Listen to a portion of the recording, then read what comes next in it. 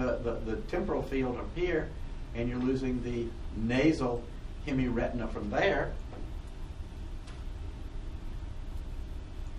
if you lose the left optic tract, obviously you lose most of the stuff on the right-hand side, right? Because it's the left side of the brain is getting most of the right information, and the right, because of this crossing, and the right side of the brain is getting most of the left-sided information. So if you lose the left optic tract, you lose, ironically, you can't see stuff on the right-hand side because the different sides of the brain are processing the opposite parts of your visual field.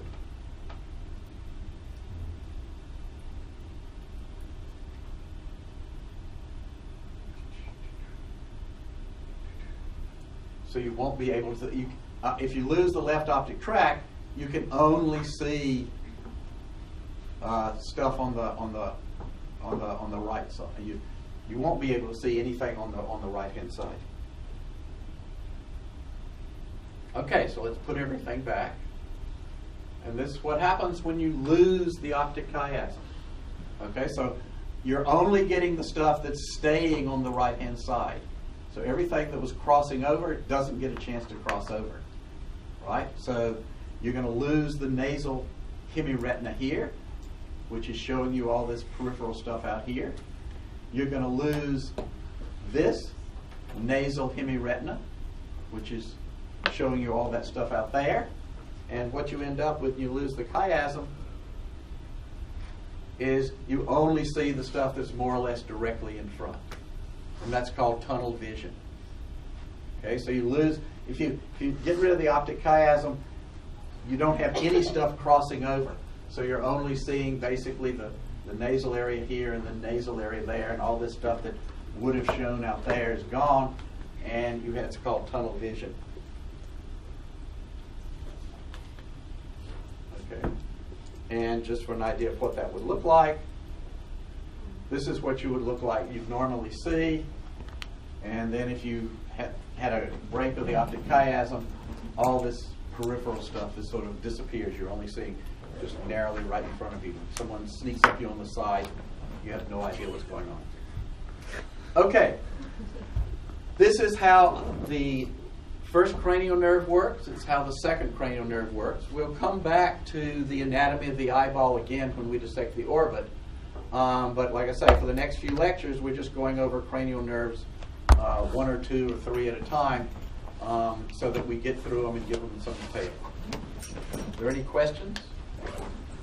Okay, now, today's dissection, and if you happen to have looked at it, is basically a follow-up on Dr. Wilberg's lecture on Wednesday.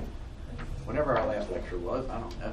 Anyway, he talked about superficial structures of the face. He talked about all these muscles of facial expression, the ones that enable you to smile and frown and cry and wiggle your face around. This is a very, very difficult dissection because muscles of facial expression are basically responsible for moving the skin of your face in various directions. So they're attaching to the skin, but you can't see them until you remove the skin.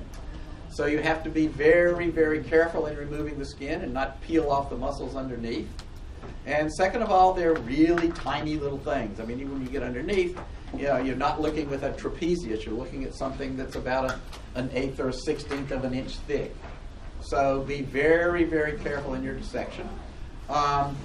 Also, dispersed among these muscles or on top of these muscles are the facial artery and its various branches, the facial vein and its various branches, and as you recall from the side, what nerve is the main one you're going to see? Don't all speak at once. What? Facial nerve. The facial nerve. All these muscles of facial expression are getting little branches of the facial nerve. And the facial nerve has, what are the 5 parts that you see coming across the face? Temporal. Don't all speak at once. Zanzibar? No. Zygomatic.